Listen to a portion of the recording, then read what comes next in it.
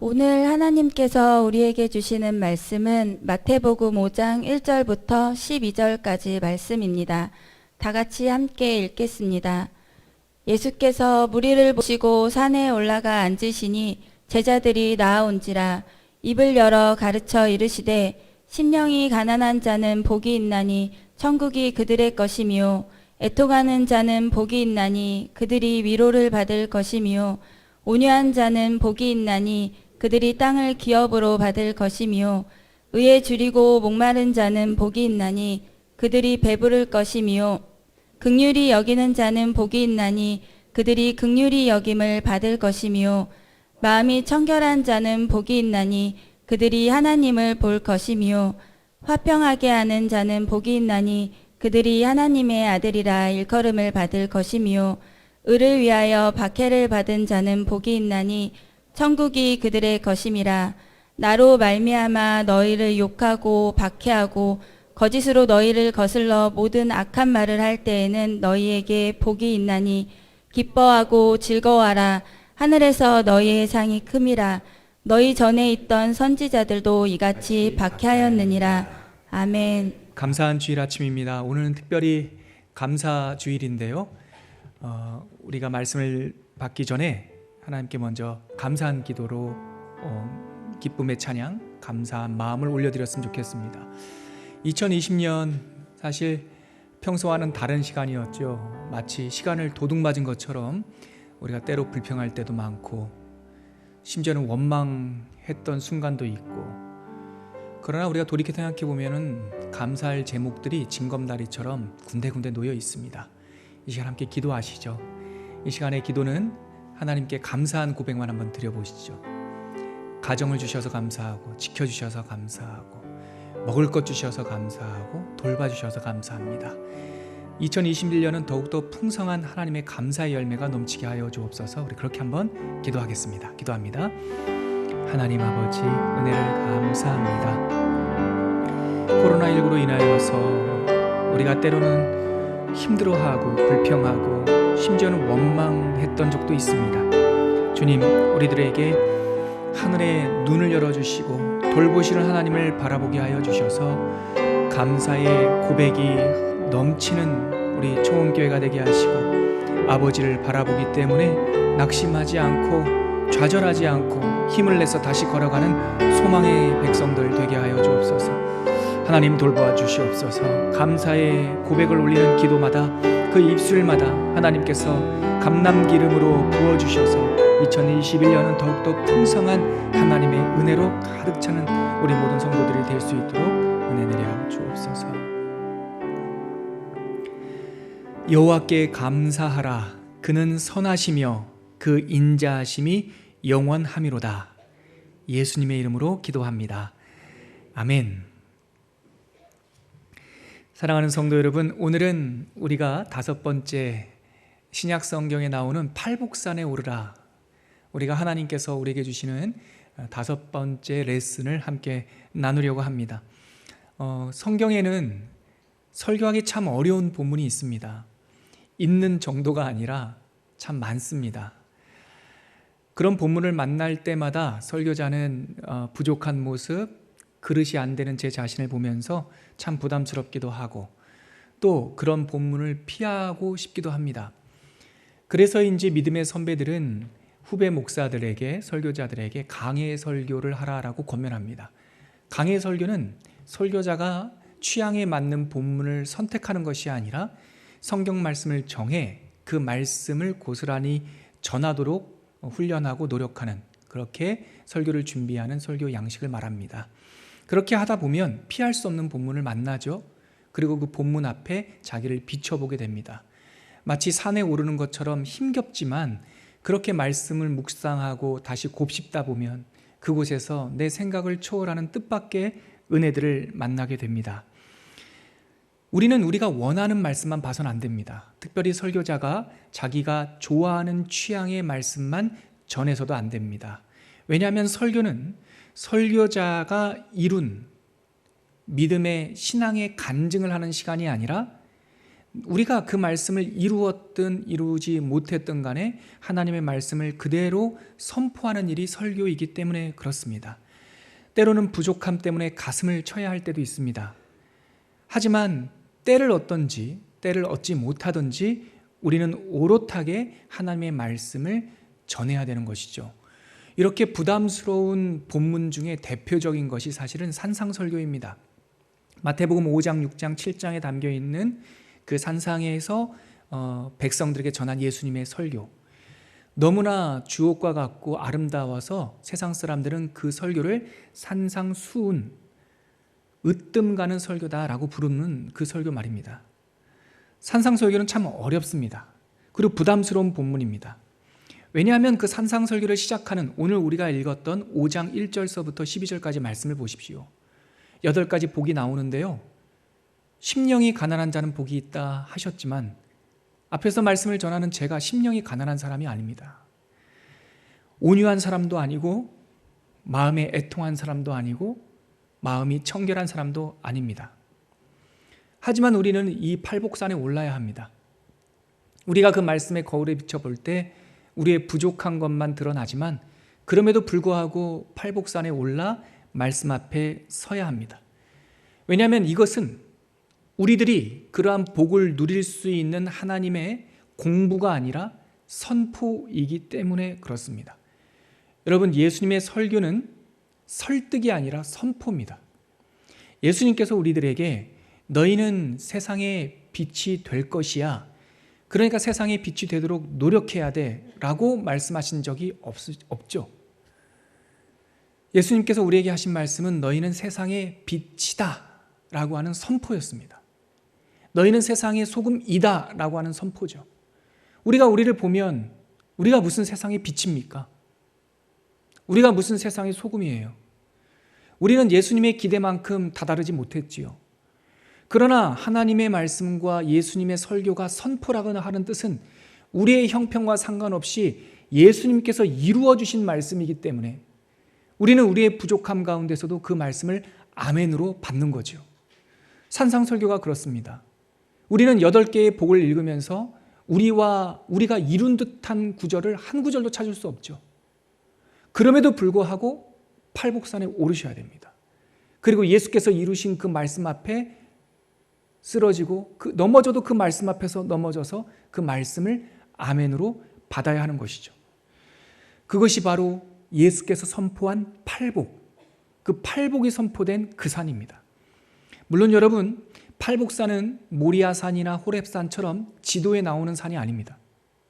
이 산이 어디에 있는 무슨 산이냐가 중요하지 않아요. 이 산에서 일어난 사건이 중요한 거죠. 바로 예수님께서 이곳에서 우리들에게 8가지 복을 선포하신 거예요. 그래서 우리는 이 산을 팔복산이라고 부릅시다. 우리가 다 같이 그 팔복산에 오를 때 그 산에서 무엇을 경험합니까? 바로 뒤집어지는 것을 경험합니다. 뒤집어짐, 바로 그것을 한자어로 전복이라고 말합니다. 팔복산은 뒤집어지는 산이에요. 전복되는 산이에요. 세상의 편견이 뒤집어지고 세상의 기대가 뒤집어지는 산이 팔복산이에요. 그렇습니다, 여러분. 팔복은 세상의 기준이 뒤집어질 때 하늘에서 내려오는 복이에요. 세상 사람들은 예수를 어떻게 봤습니까? 요셉의 아들 목수라고 봤어요. 그러나 예수님은 목수가 아니십니다.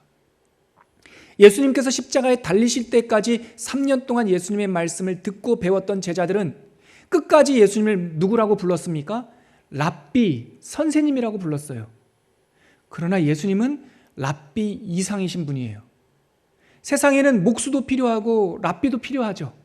그러나 목수와 랍비가 세상을 뒤집지는 않습니다. 예수님은 세상을 뒤집으러 오신 하늘에서 내려온 생명씨앗이세요. 그렇기 때문에 우리가 팔복산에 오를 때, 예수님을 만날 때 이 세상의 편견과 우리의 선입견이 뒤집어질 때 하늘에 팔복의 씨앗이 떨어지는 거예요. 여러분, 잘 생각해 보십시오. 예수님은, 그리고 하나님은 어떤 성경 구절에서도 우리가 씨앗을 찾으러 다녀야 된다, 씨앗을 구해야 된다고 말씀하신 적이 단 한 구절도 없습니다. 왜냐하면 씨앗은 우리들의 권한이 아니기 때문에 그래요. 씨앗은 하늘에서 주시는 거예요. 선한 농부가 주시는 거예요. 근데 예수님의 비유, 씨 뿌리는 자의 비유를 들어보십시오. 씨는 선하신 하나님, 우리 농부께서 뿌려주세요. 좋은 씨를 뿌려주세요. 씨는 의심할 바가 없어요. 근데 주님께서 그 비유를 통하여 우리에게 하시는 말씀이 뭡니까? 너희들이 가시밭이 돼서는 안 된다. 너희들이 돌짝밭이 돼서는 안 된다. 너희들의 이 마음밭이 길가처럼 딱딱하게 굳은 밭이 되어서는 안 된다. 좋은 밭을 준비해야 한다. 그러면 거기서 하늘에 생명씨가 떨어지면 30배, 60배, 100배의 열매를 맺는다. 씨에 대한 고민은 우리의 고민이 아니에요. 우리는 우리가 그 말씀, 팔복을 어떻게 이룰 것이냐가 중요한 게 아니에요. 팔복은 예수께서 이루셨어요. 아멘이시죠, 여러분? 우리는 부족하고 내 마음이 가시밭 같고 내 마음이 돌짝밭 같고 내 마음이 길밭 같아도 팔복산에 올라 주님 앞에 갈 때 그 말씀의 쟁기를 통하여 내 마음이 뒤집어질 때, 전복될 때 그 팔복의 복락을 누릴 수가 있게 되는 것이죠. 여러분, 예수님은요 뒤집기 위해 오셨어요. 예수님의 설교는요 다 세상 사람들의 생각과 편견을 뒤집으셨어요. 예수님은 전복의 대가세요. 예수님의 설교를 보세요. 예수님께서 비유하신 모든 그 설교의 주인공들은요 우리가 하찮게 여기던 것들입니다. 우리가 감사할 줄도 모르고 귀하게 생각하지 않았던 것들입니다. 겨자씨, 씨 중에 가장 작은 씨입니다. 누룩, 눈에 보이지도 않는 것들입니다. 강도 만난 그 사람, 그 사람을 회복시키고 살렸던 사마리아 사람은 유대인들이 업신여기던 사람입니다. 농부가 밭에서 보화를 발견했는데 기대하지 못한 보화입니다. 상인은 진주를 구하러 다녔는데 극상품 진주가 언제 어디서 어떻게 구해진지 성경에는 기록되어 있지 않았습니다. 그냥 만난 사건이에요. 성경은 그래요. 예수님의 설교는 이 작고 보잘것없고 우리가 평범하고 그래서 눈길조차 주지 않던 것들이 주인공이에요. 이것이 떨어졌을 때 겨자씨가 땅을 뒤집어 엎는 거죠. 눈에 보이지 않는 누룩이 모든 빵들을 부풀게 하는 거죠. 밭에 감추인 느닷없이 발견된 그 보화 때문에 내 모든 것을 팔아 그것을 사게 되는 거죠. 극상품 진주를 만났기 때문에 이 장사꾼은 모든 것을 팔아서 그 진주를 사게 되는 것이죠. 이것이 바로 전복적 복음인 거예요. 전체가 뒤집어지는 사건이에요. 팔복산은 바로 뒤집어지는 산이고 갈아엎어지는 산이고 우리의 묵은 생각, 우리의 옛 습관, 우리의 옛날 것들이 다 송두리째 밑에와 위가 뒤집어지는 혁명, 마음의 혁명, 하늘의 혁명이 일어나는 것이 바로 팔복산인 것이죠. 예수님께서는 뒤집기 위하여 이 땅에 오셨어요. 여러분, 그러면 왜 복음의 전복이 필요하단 말입니까? 왜 우리는 뒤집어져야 됩니까? 예수가 우리를 뒤집으셨다라고 하는 말씀은 세 가지가 전제가 되는 거예요. 첫째, 이 땅은 우리가 살고 있는 이 상황은 심각하게 뭐가 잘못돼서 이걸 뒤집지 않으면 이 땅은 사람 살 곳이 될 수 없다. 창세기서부터 진단 하나님께서 말씀하신 것, 정령 죽으리라. 언약을 깨고 이 땅은 죽음이 왕노릇하는 나라가 되었기 때문에 전복되어야 하는 거예요. 둘째, 전복되면 그 땅에 새로운 사람 살 곳을 주실 것이기 때문에 하나님 나라가 임할 것이기 때문에 전복되면 하나님의 팔복의 씨앗이 심겨질 것이기 때문에 뒤집어져야 되는 거예요. 뒤집는 것 자체가 목적인 게 없어요. 뒤집어서 뭐 하겠다는 겁니까? 하나님의 사람 살 곳이 그곳에 임하게 하겠다는 것이죠. 그런데 왜 예수의 전복이 필요합니까? 세상은 군사력이나 선동이나 정치력을 가지고 세상을 바꾸겠다고 합니다. 그래서 공산당 무슨 혁명도 일어나고 온갖 사람들의 요란한 바람들이 일어났던 것이고 전쟁이 일어났던 것이고 정치꾼들과 정치인들과 이 선동가들이 나타났던 것이 바로 세상의 방법도 뒤집는 방법이 있다라고 말했죠. 그러나 그것은 예수의 방법이 아니라는 거예요. 예수의 방법은 겨자씨 방법이고 생명씨 방법인 거예요. 셋째, 우리에게 예수의 전복이 필요한 이유는 세상의 선동, 세상의 군사력, 세상의 정치력으로는 이 세상을 바꿀 수 없기 때문에 예수 복음의 전복 사건이 일어나야 하는 것이죠. 그래서 팔복산에 올라야 되는 거예요. 예수님의 복은 왕궁에 있지 않고 그 산에 있었던 거예요. 예수님께서 우리들에게 요청하신 혁명은 에세네와 열심당원의 정치적인 혁명이 아니라 영혼의 혁명이었던 것이죠. 다 같이 팔복산에 우리가 올라야 하는 것입니다. 우리가 이 예수 하나님의 방법을 이 뒤집는 반전의 이 전복을 엿볼 수 있는 장면이 지난주에 우리가 이미 살펴본 열왕기상 19장 엘리야와 하나님과의 대화에서 이 하나님의 방식을 우리가 엿볼 수가 있어요. 우리 지난주에 나눴던 말씀이니까 찾지는 마시고요, 우리 자막을 보시면서 제가 다시 한번 읽어드릴 테니 하나님께서 어떻게 우울증과 낙심에 빠진 굳어져 버린 엘리야의 마음을 뒤집는지 한번 엿보시길 바랍니다. 제가 읽어드릴게요. 열왕기상 19장 11절과 12절 말씀입니다. 지난주 말씀이에요. 여호와 앞에 크고 강한 바람이 산을 가르고 바위를 부수나 바람 가운데에 여호와께서 계시지 아니하며 바람 후에 지진이 있으나 지진 가운데에도 여호와께서 계시지 아니하며 지진 후에 불이 있으나 불 가운데도 여호와께서 계시지 아니하더니 불 후에 콜데마마 따카 세미한 속삭이는 음성이 있는지라.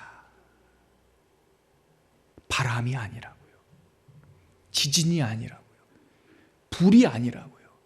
예수 복음 혁명, 사람 살리는 혁명, 세상을 건강하게 사람 살 곳 되게 하는 혁명은 하나님의 겨자씨 같은, 누룩 같은, 보화 같은 세미한 소리가 들릴 때, 그것이 세상 사람들은 들리지 않는 소리죠. 세상 사람들은 눈길조차 주지 않는 속삭임이죠. 그러나 그 속삭임이 이 땅을 갈아 엎어버린다라는 거죠. 이게 바로 예수 복음 혁명인 거예요. 팔복산은 바로 이 예수 복음 혁명을 우리들에게 보여주는 아주 극단적인, 아주 선명하게 보여주는 하나님의 클래스, 레슨의 장인 거예요. 자, 우리 팔복 하나님의 말씀 한번 같이 볼까요? 오늘 우리가 읽었던 5장 1절 말씀 어떻게 시작합니까? 같이 한번 읽어보시죠. 함께 한 번 더 읽겠습니다. 시작. 예수께서 무리를 보시고 산에 올라가 앉으시니 제자들이 나아온지라. 여러분, 여기서부터 반전이 시작돼요. 하나님께서 하늘의 복을 주시는 이 팔복산에 우리가 올라가기 전에 예수께서 먼저 올라가 앉아 계세요.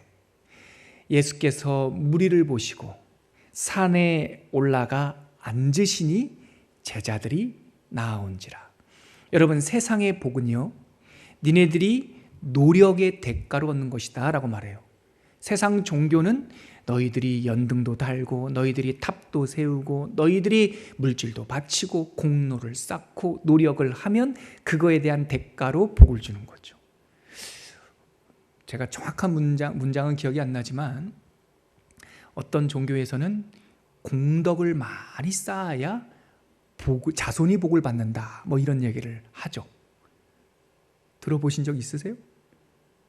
예수는 그런 복음을 가르쳐 주신 적이 없습니다. 인간이 쌓는 공덕은 쓰레기가 되고요, 인간이 쌓는 공덕은요, 돌무더기만 쌓일 뿐이에요. 인간이 할 수 있는 권한과 능력이 없기 때문에 하늘에서 은혜가 쏟아진 거예요. 은혜가 먼저 임하고 은혜 받은 사람이 되어 복 받는 사람 되는 거예요. 하나님께서 산에 먼저 가서 앉으시니 제자들이 나온지라. 하나님께서 복을 이미 성취하신 거죠. 자, 2절 보니까 입을 열어 가르쳐 이르시되, 그러면서 팔복이 선포돼요. 근데 여러분, 안타깝게도 오늘 우리가 이 팔복을 깊게 못 나눠요. 이 팔복 안에 담겨있는 말씀을 다 나눌 것 같으면 8개의 복을 한 절씩 한 절씩 나누어도 부족할 정도로 깊고 깊은 말씀이에요. 그런데 오늘은요, 이 팔복에 흐르고 있는 하나님의 큰 원리만 살펴봐도 오늘 우리가 수지 맞는 거죠. 팔복을 짧게 살펴볼 거예요. 그러면서 그 속에 있는 공통점이 뭔가 한번 보자는 거죠. 먼저 우리 3절 읽어볼까요? 첫 번째 복입니다. 같이 읽을게요. 시작. 심령이 가난한 자는 복이 있나니 천국이 그들의 것이미요. 예수님께서 팔복산에서 첫 번째 팔복 씨앗, 심령이 가난한 자는 복된 사람이다 라고 말씀해 주세요. 그럼 여러분, 심령이 가난하다는 말이 뭘까요? 방금 말씀드렸듯이 그 심령이 가난하다는 말이 표상하고 있고 알려주는 메시지가요, 커요. 빙산의 일각이라는 말처럼 우리가 보이는 심령이 가난한 자는 요만하게밖에 안 보이지만 그 밑에 있는 본 메시지는 빙산의 일각, 그 밑에 큰 빙산처럼 큰 게 담겨 있어요. 근데 오늘은 간단하게만 한번 살펴보자고요. 그래도 충분하거든요. 오늘 메시지에. 자, 심령이 가난하단 말이 뭘까요? 저는요, 이걸 이렇게 해석해요. 쓸데없는 잡동사니로 채우지 않은 사람. 심령이 가난한 사람이 뭡니까? 마음 안에 잡동사니가 없는 사람이에요. 쓸데없는 게 없는 사람이에요. 왜 그래요? 세상은요, 뭘 자꾸 채우라고 합니다. 세상은 죄가 우리한테 들어오고 나서 우리 마음에 허전해요. 성 어거스틴이라는 사람이 있어요. 제가 자주 말씀드리는 우리 믿음의 선배죠. 그 사람은 이런 얘기를 했어요. 그의 고백록이라고 하는, 예전에 만이교에 빠져 있고 음탕한 삶을 살다가 어머니의 기도와 하나님의 은혜로 그가 믿음을 갖게 된 다음에 자기의 옛날의 모습과 변화된 모습을 쓴 책이 고백록이에요. 거기에 이런 말을 해요. 사람의 영혼에는 하나님만 채울 수 있는 골방이 있다. 하나님이 그러나 계시지 않으면 이 텅 빈 공간, 그거에 뭔가를 자꾸 채우려고 그래요. 그래서 세상은 이렇게 말하죠. 명예로 채우면 허한 마음이 없어질 거야. 그래서 그렇게 높은 자리 가려고 하지 않습니까? 힘이 있으면 너를 무시하지 않을 거야. 돈이 있으면 무시하지 않을 거야. 하다못해 명품 가방, 술, 약물, 다양한 것들. 그런데 이런 것들을 세상이 우리한테 자꾸 채우라고 하는데, 이런 것들을 따라가다 보면 우리 마음속에 무슨 마음이 생깁니까? 허영심이 생겨요. 허영심이 뭡니까? 실체가 없는 부풀어진 마음이에요. 공갈빵이죠. 먹긴 먹고 헛배는 부르는데 만족이 없는 거죠. 주님께서 이렇게 세상은 이런 걸로 채워라고 말하는 세상을 뒤집어 엎는 거예요. 니네들 그런 거 계속 채우면은 헛배만 부른다? 잘 들어보십시오. 첫 번째 팔복 씨앗입니다. 마음에 쓸데없는 잡동사니가 없는 사람은 복되어라. 왜냐하면 천국이 너희의 집이 될 것이기 때문에.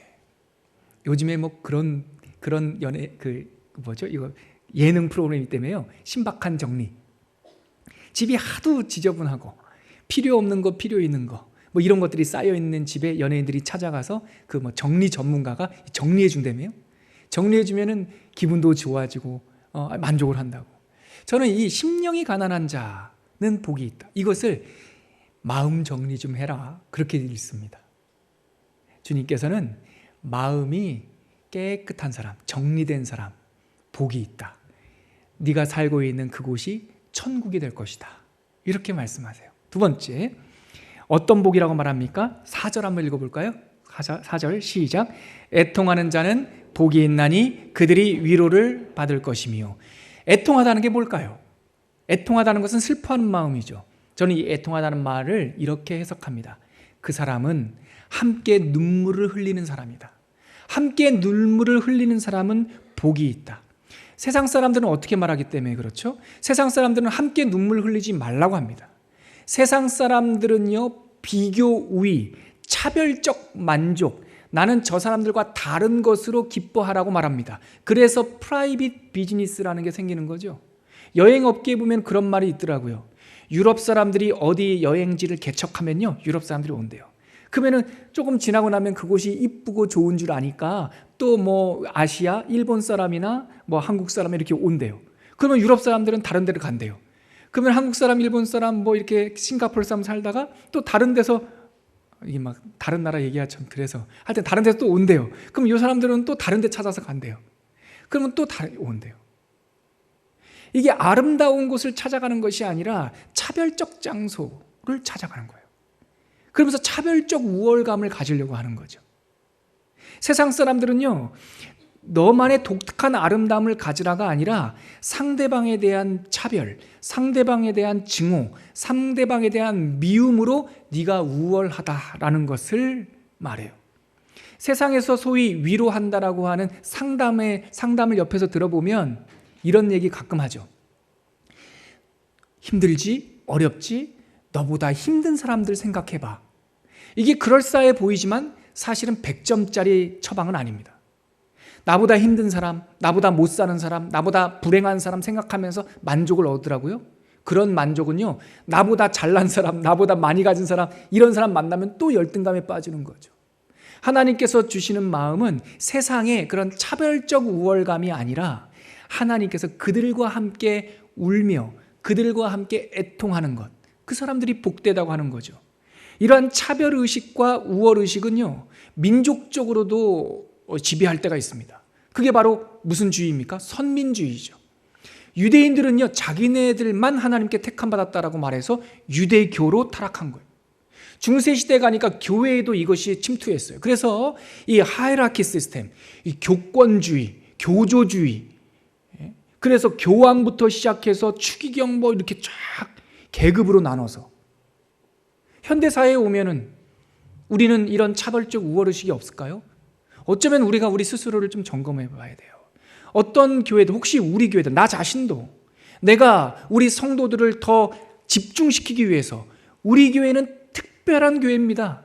우리 교회는 특별한 은사가 있습니다. 우리 목사님은 특별합니다. 이러면 안 되는 거예요. 그런 사람들은 복이 없는 사람이에요. 주님께서 말씀하신 두 번째 복, 애통하는 자는 복이 있다라는 말은 날마다 슬퍼해라는 뜻이 아니라 함께 울으라는 거예요. 차별하지 말고 함께 잘되고 함께 아파하고 함께 가슴 절절 울 때 어떤 복을 주신다고 그래요? 하늘에서 위로를 줄 것이다, 이렇게 말씀해요. 두 번째 복 이렇게 해석해 봤어요. 들어보세요. 함께 아파하고 함께 우는 사람은 참 복된 사람입니다. 왜냐하면 하늘의 위로라고 하는 복을 받기 때문입니다. 이런 은혜 받으시길 바랍니다.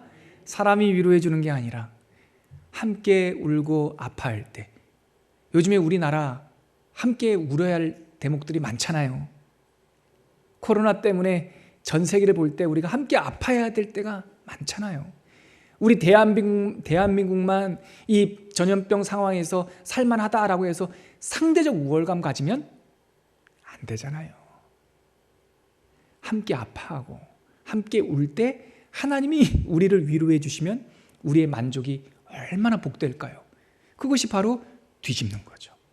차별적 우월감을 가지고 기뻐해라라고 말하는 세상을 뒤집는 것이 두 번째 팔복인 거예요. 자, 세 번째 어떤 말씀을 주십니까? 5절 말씀 같이 읽을게요. 시작.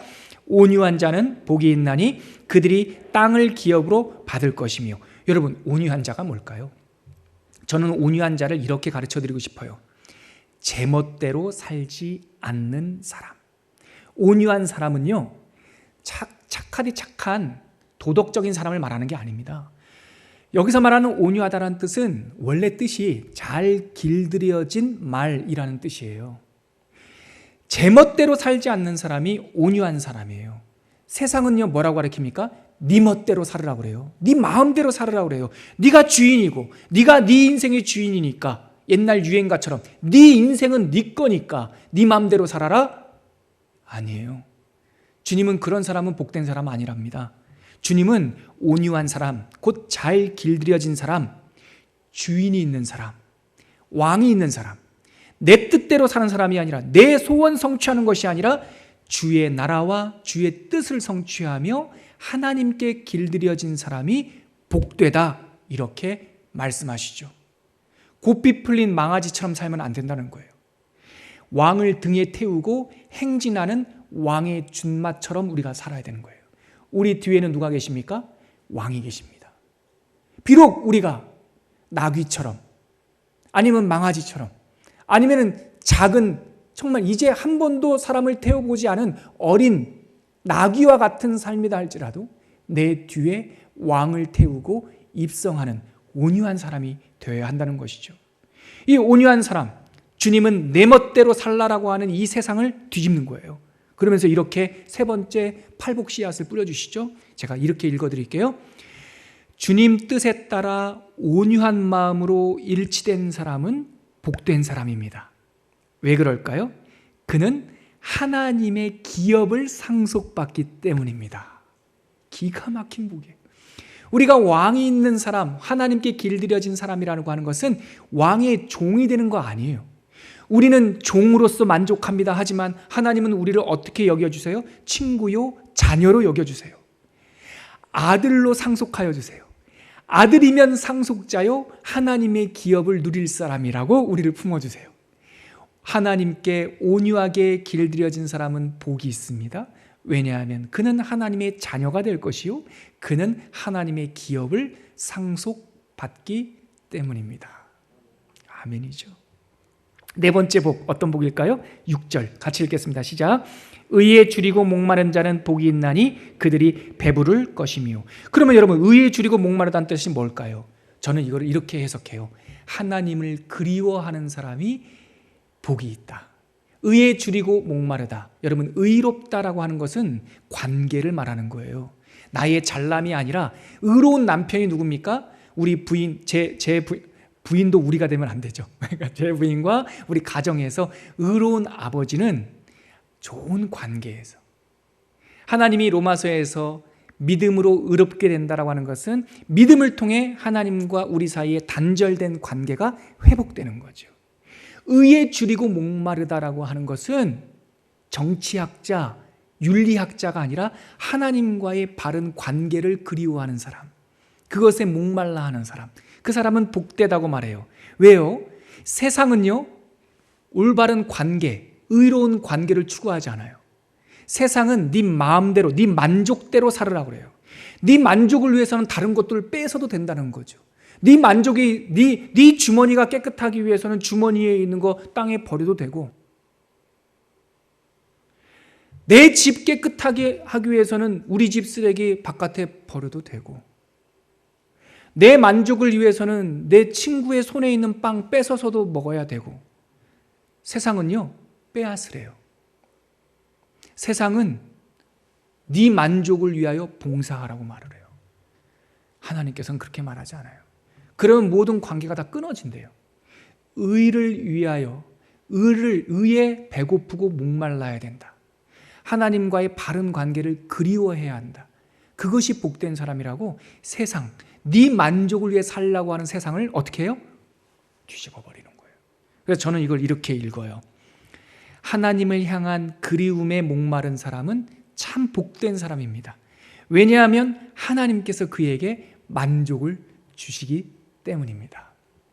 그래서 예전에 우리 믿음의 선배님들이 그렇게 금식 기도를 한 거예요. 금식 기도는, 사랑하는 성도 여러분 잘 들어보세요. 이게 너무나 복된 거기 때문에 마귀가 이 진리를 자꾸 희석시키려고 그래요. 희석시키려고. 금식 기도가 얼마나 귀하게요. 근데 마귀는 어떻게 이 금식 기도를 희석시키냐면 네 소원 성취를 위하여 단식 투쟁하라고 그래요. 내 소원을 이루는데 이게 내 뜻대로 안 되니까 금식 기도라도 해야 된다고 말을 해요. 그러면 효과가 없어요, 여러분. 주님께서 가슴 아파해요. 내가 이미 너를 핏값으로 샀는데 네가 배골고 금식하고 고행을 해야지만 내가 너를 응답해 주냐? 너에게 있어서 내가 그러냐? 너와의 나와의 관계가 그렇게 의롭지 못하냐? 내가 뭐가 아쉬워서 네가 금식하고 굶어야 네 말을 들어준단 말이냐? 기독교의 금식은 그런 금식이 아니에요. 복음의 금식은 하나님과 그 의로운 관계를 맛보았기 때문에, 하나님의 사랑을 맛보아 알았기 때문에 내가 이 땅에 발을 딛고 살다가 보면 자꾸 마음이 허전해진다고.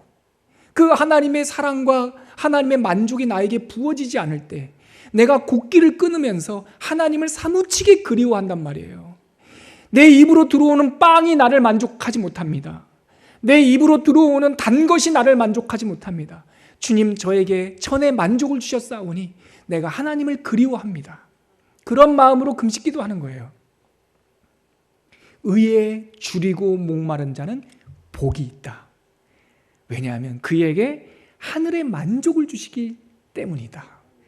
그런 금식기도의 은혜가 열리시길 바랍니다. 금식기도는 결코 고행이 아니다. 하나님을 그리워하는 사무친 그리움으로 우리가 기도할 때 하나님께서 빵이 줄 수 없는, 음료가 줄 수 없는, 세상 사람들의 칭찬이 줄 수 없는 큰 만족을 주실 겁니다. 이것이 바로 세상을 뒤집는 거죠. 세상은 많이 먹어, 많이 가져, 빼앗아서라도 가져 라고 말하지만 우리 주님은 이것을 확 뒤집으면서 의를 위하여 배고파라. 그러면 내가 만족을 줄 것이다. 아멘. 네. 이어지는 말씀 5번째 7절 말씀입니다. 같이 읽을게요. 시작. 긍휼히 여기는 자는 복이 있나니 그들이 긍휼히 여김을 받을 것이요. 긍휼히 여기는 사람이란 뭘까요? 그러면 이것도 긍휼히 여긴다는 말은 불쌍히 여긴다는 건데, 불쌍히 여기는 사람이 복이 있대요. 저는요, 이 불쌍히 여기는 사람을 한 단계 썩 들어가 보면 이렇게 해석해요. 은혜를 아는 사람이 복이 있다. 성경에 나오는 긍휼히 여기는 사람의 예수님 설교가 있어요. 이겁니다. 한 사람이 100데나리온을 친구에게 빌려줬는데 못 받았나 봐요. 그래서 이 사람을 데리고 이 법정에 끌고 가서 이 사람이 내 돈 떼어먹었습니다 이랬어요. 그랬더니 그 소식을 들은 하늘 주인께서 저 고약한 사람을 봤나 하고 저 사람을 다시 소환했어요. 그리고 말했죠. 너는 왜 네 친구를 불쌍히 긍휼히 여기지 않니? 왜 주인은 그 친구를 법정에 세운 돈 빌려준 사람에게 꾸중할까요? 제가 지금 예수님의 설교를 거꾸로 얘기하고 있는 거예요. 왜 100데나리온을 빌려주고 그 사람을 법정에 세우며 그 돈을 반드시 받아야겠다는 사람을 왜 하나님은 꾸짖나요? 네가 이미 1만 달란트를 탕감받은 사람 아니냐? 네가 이미 1만 달란트를 탕감받은 사람인데 네가 100데나리온 빚진 사람을 법정에 세우냐? 네가 이미 하늘의 십자가 죄사함의 은혜를 받았는데 너에게 조금 서운하게 한 사람 네가 입술의 법정에 세우냐? 은혜를 모르는 사람 아니냐? 긍휼히 여기는 사람은 복이 있다. 어떻게 우리 주제에, 우리 수준에 사람을 불쌍히 여길 수 있겠습니까? 우리 수준으로는 불쌍히 못 여겨요. 세상은 우리한테 계산적으로 살으라고 그래요. 빌려줬으면 반드시 받아야 되고, 내 마음을 서운하게 했으면 반드시 그 사람 욕해야 되고, 내 마음에 안 들면 뒷담화 해야 되는 게 세상의 원리 아닙니까? 그런데 우리가 어떻게 그런 못된 습관들을 끊어버릴 수 있나요? 1만 달란트 탕감받았다라고 하는 은혜를 알 때 이 죄인을 용서해 주셨는데 우리가 친구 눈에 있는 그 조그마한 티를 보고 불쌍히 여기지 않겠냔 말이에요. 긍휼히 여기는 사람은 복이 있다. 이 말은 은혜를 아는 사람은 복이 있다. 피차 불쌍히 여기는 사람은 복이 있다. 왜요? 뭐라고 말씀하십니까? 그가 긍휼히 여김을 받을 것이다. 기가 막힌 복이에요. 내가 저 사람을 불쌍히 여기면 누가 불쌍히 여겨주신다고요? 하나님께서 불쌍히 여겨주신다고요. 여러분, 하나님께 드리는 간청기도 중에 가장 으뜸 가는 간청기도 제가 하나 알려드리고 싶어요. 여러분들 다른 기도문 많이 알겠지만 제가 알고 있는 최고의 간청기도문, 주여 불쌍히 여겨 주시옵소서. 이 사람을 불쌍히 여겨 주시옵소서. 하나님, 우리 초원교회를 불쌍히 여겨 주시옵소서. 하나님, 우리 대한민국을 불쌍히 여겨 주시옵소서. 하나님께서 불쌍히 여겨 주시면 살 길이 열리는 거죠. 내가 100데나리온 받아서 살 길이 열리지 않아요. 긍휼히 여기는 자는 복이 있나니 그가 긍휼히 여김을 받을 것이다. 피차 불쌍히 여기는 사람은 복이 있나니 그가 불쌍히 여김을 받을 것이다. 은혜를 아는 자는 복이 있나니 그가 더 큰 은혜를 받을 것이다. 이게 바로 5번째 복인 거예요. 자, 6번째는 뭐라고 말씀하십니까? 우리 8절 말씀 같이 읽겠습니다. 시작. 마음이 청결한 자는 복이 있나니 그들이 하나님을 볼 것이며. 마음이 청결하다는 뜻이 뭘까요? 저는 이렇게 해석합니다. 사사로움이 없는 사람, 마음이 꼬여 있지 않는 사람. 제가 세상 일을 하다 보면은요, 쉬운 일을 자꾸 복잡하게 만드는 사람이 있어요. 제가 그 부분에 전문가가 아니라고 어디를 특정하기는 어렵지만 여러분들 그런 경험 있지 않습니까? 저도 어렸을 때 이 마이마이라고 이게 휴대용 카세트 하나 사러 전자상가에 그 꼬깃꼬깃 모은 돈 가지고 제가 그 전자상가에 갔단 말이죠. 갔는데 이 앞에서부터 이제 나와요. 그래서 그 아저씨는, 그 형님은 전문가지. 그러니까 단순하게 얘기해 주면 되는데 뭐 이렇게 복잡해. 이건 뭐고. 제가 그래서 속아서 산 적도 있지 않습니까? 살면서 여러분들도 뭐 이렇게 웃으시지만 여러분들 그런 적 있잖아요. 뭔가 뭘 복잡하게. 여러분, 전문가는요 단순하게 말하는 사람이에요. 단순하게. 사사로움이 없으면 단순해요. 사사로움이 있으면 복잡해요. 청결하지가 않아요. 주님께서 우리에게 이렇게 말씀하십니다. 사사로움이 없어 사는 사람이 복이 있다. 세상은 복잡해야 복이 있다. 아니요. 주님은 깨끗해야 복이 있다. 이 말씀을 저는 이렇게 해석할게요. 마음에 사사로움이 없는 사람은 오히려 복을 누립니다. 그것은 뭐냐면 하나님을 볼 수 있는 복입니다. 여러분, 마음이 복잡하지 않은 사람은요 상대방의 눈을 똑바로 쳐다봅니다. 남 속여 먹으려고 하는 사람들, 복잡한 사람들은요 눈빛을 잘 해. 마음이 깨끗한 사람은 하나님을 봅니다. 하나님을 상대하죠. 얼마나 복된 인생일까요? 기가 막힌 인생이죠. 주님께서 그 복을 우리에게 주시죠. 또 7번째 뭐라고 말합니까? 짧게 가야 되겠네요. 9절 같이 읽을게요. 시작. 화평하게 하는 자는 복이 있나니 그들이 하나님의 아들이라 일컬음을 받을 것이며. 화평하게 하는 자, 쉽게 말해서 다투지 않는 사람이죠. 싸우지 않는 사람이죠. 왜 이런 사람들이 복이 있을까요? 세상은 싸우는 곳이기 때문에 그래요. 근대의 정치학에 기초를 놨다라고 하는 사람이 있는데 토마스 홉스라는 사람이에요. 이 사람이 세상을 어떻게 진단했냐면, 많이 배우고 나서 세상을 이렇대요. 사람은 사람에게 대하여 늑대와 같다. 무시무시하죠. 그러면서 인류의 역사는 만인에 대한 싸움, 투쟁이다. 이것이 세상 정치학의 아버지라고 하는 사람의 진단이에요. 맞을 수 있어요. 세상은 싸움 천지예요. 근데 주님께서 우리한테 이렇게 말해요. 싸우지 마라. 세상은 뭐라고 말합니까? 싸워서 이겨라. 주님은 뭐라고 말하죠? 죄와 싸우는 것 말고는 싸우지 마라. 할 수만 있거든 화평해라. 왼뺨을 치고는 오른뺨도 내라. 화평하게 하는 자는 복이 있나니 어떤 복을 주시겠다고 합니까? 하나님의 아들이라 일컫는 복을 줄 것이다. 아멘. 요한복음 8장에 보면 예수님께서 제자들에게 이런 말씀하셨어요. 너희들이 내 안에 거하고 내 말이 너희 안에 거하면 너희가 내 제자가 되고 진리를 알지니 진리가 너희를 자유롭게 하리라. 진리가 우리를 자유롭게 할 것이다. 싸우는 세상, 왁작지껄한 세상, 그 세상 속에서 자유로운 거예요.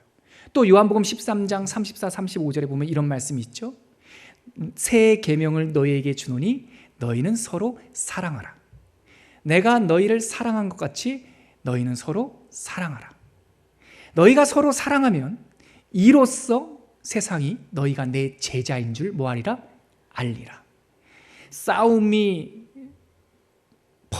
만연하게 퍼져 있는 세상 가운데 주님께서 우리에게 7번째 팔복 씨앗은 싸우지 말아라.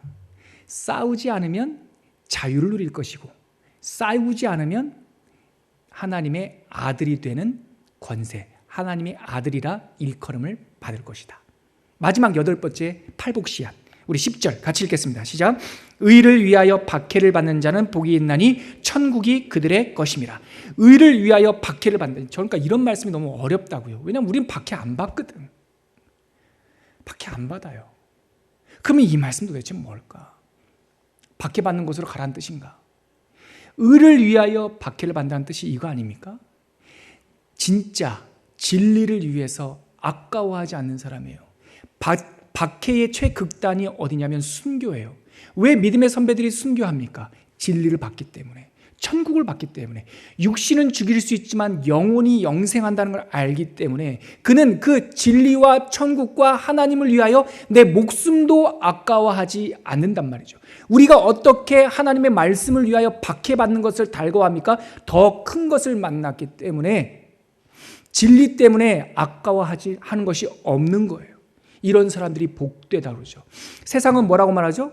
모으라, 아까워해라, 챙겨라, 네 거 먼저 챙겨, 네 거 먼저 챙겨. 세상의 복.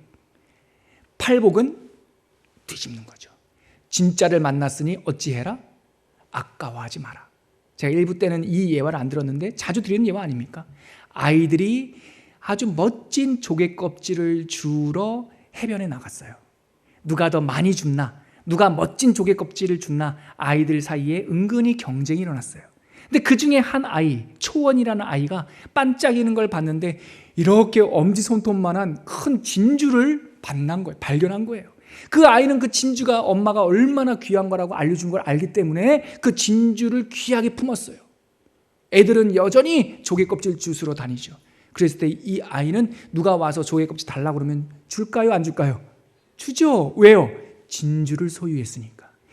의를 위하여 박해를 받는 사람, 의, 진리, 하나님이라고 하는 진주를 만났기 때문에 고난도, 어려움도, 심지어 순교까지도 우리 믿음의 선배님들은 아까워하지 않았던 것이죠.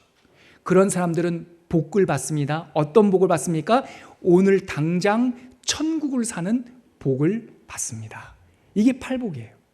여러분, 유튜브 영상 보시면서 이 8가지를 한 번 더 묵상해 보시기를 제가 정중히 권면드립니다. 그러나 오늘 예배당을 나가면서 한 가지만 기억하셔도 됩니다. 팔복산에서 주시는 팔복의 은총이 뭐다? 뒤집는 은총이다. 세상의 기준과 가치가 다 뒤바뀌는 것이다. 우리 마음에 있는 세상의 가치가 기경되고 뒤집힐 때 그곳에 팔복의 씨앗이 떨어지는 거예요. 이 말씀은 참 어려운 말씀이라고 제가 모두에 말씀드렸습니다. 왜 그렇습니까? 제가 1부 예배 마치고도 카페에 앉아서 어떤 형제님하고 얘기했어요. 오늘 말씀 전하기 참 힘들었어요. 왜요? 저는 성도님들이 박해 안 받았으면 좋겠거든요. 저는 성도님들이 애통 안 했으면 좋겠어요. 제 수준이에요, 제 수준. 그러니 우리를 보면 우리가 심령이 가난한 자입니까? 아니잖아요. 우리 복잡하잖아요. 우리가 애통해요? 아니죠. 우리는 온유한 사람입니까? 하나님의 말씀에 잘 길들여졌습니까? 아니죠. 그래서 이 말씀이 이렇게 어렵단 말이에요. 말이 어려운 게 아니라 이것을 이렇게 살아내기가 참 어렵단 말이에요. 그럼에도 불구하고 사랑하는 성도 여러분, 팔복산에 올라가야 됩니다. 이 말씀 앞에 쓰셔야 됩니다. 내 수준이 아니라 하나님께서 성취하신 그 말씀 앞에 내가 아멘으로 받아야 됩니다. 그래서 우리 마음이 그 말씀으로 기경되는 기적이 일어나기를 소원해야 됩니다. 그러면 우리 마음밭 안에 이 팔복의 씨앗이 떨어질 것입니다. 그리고 그 팔복의 삶을 상속받는 상속자가 될 것입니다. 오늘 이 말씀 잡고 한번 기도하시죠. 함께 기도하실 때 하나님, 이미 이루신 하늘의 복락의 씨앗이 있는 줄 믿습니다. 내 마음속에 있는 세상의 기준이 갈아엎어지게 하시고 하나님의 팔복의 씨앗이 뿌려지게 해주셔서 이 땅의 복락이 아니라 영원한 극락의 복락, 하나님의 하늘나라의 복락을 누리는 팔복산의 상속자들이 되게 하여 주시옵소서. 우리 이렇게 한번 기도하겠습니다. 함께 기도합니다. 하나님 아버지, 은혜를 감사합니다.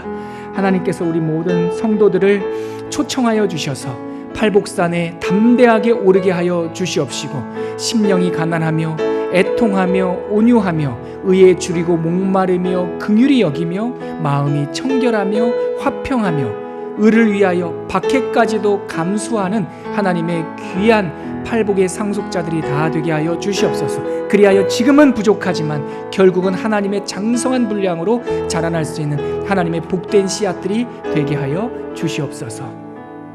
사랑하는 하나님, 우리가 팔복산에 올라갑니다. 부족하고 연약하고 부끄럽지만 말씀 앞에 쓰러집니다.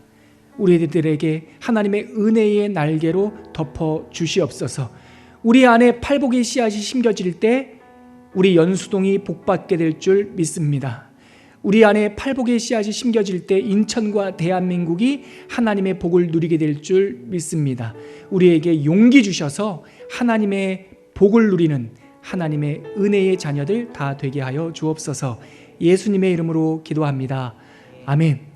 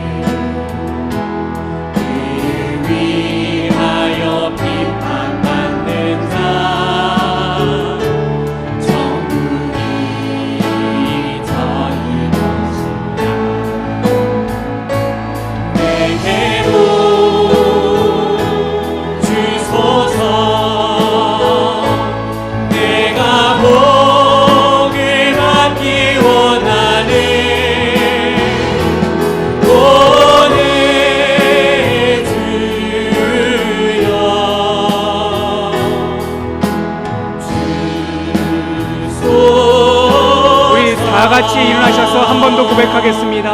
심령이 가난한 자는 천국이 저희 것이요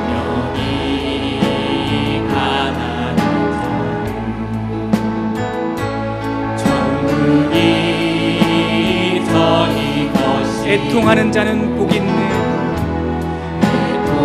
애통하는 자는 복이 있네. 위로를 받을 것이요 위로를 받을 것이요 온유한 자는 복이 있나니. 온유한 자 복이 있나니. 땅을 기업으로 받겠네. 그의 줄이고 목마른 자를 저희 배에 부을 것이요 긍휼히 여기는 자는 긍휼히 여기는 자를 긍휼히 여김 받겠네. 마음이 정결한 자를 하나님을 볼 것이요 완벽해 하는 자 하나님의 아들이라 일컫네. 그를 위하여 비판받는 자 천국이 우리 다 같이 두 손 들고 하나님 아버지 이 복을 우리에게 주시옵소서. 내게도 주소서. 내가 복을 받기 원하네. 오네 주여.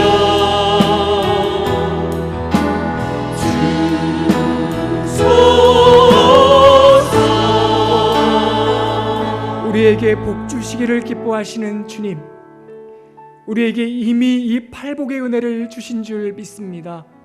십자가 위에서 이 복을 완성하신 줄 믿습니다. 우리가 아직은 부족하오나 우리의 마음밭이 기경되게 하여 주시어서 이 팔복의 씨앗이 뿌려지게 하시고 하나님의 나라를 상속받는 하나님의 귀한 자녀들이 되게 하여 주시옵소서. 세상의 문법과 논리가 세상에 가득 차 있습니다. 우리 예수 믿는 사람, 팔복받은 사람들이 이 땅의 희망인 줄 믿습니다. 하나님, 우리가 하나님의 복의 큰 숲을 이루어서 많은 사람 먹이고 살리는 구원방주 되게 하옵소서.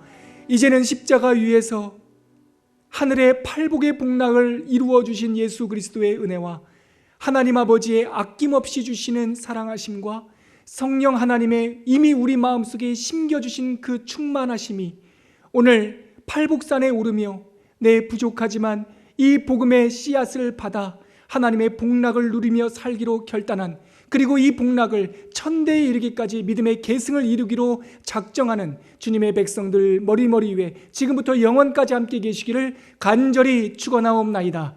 아멘.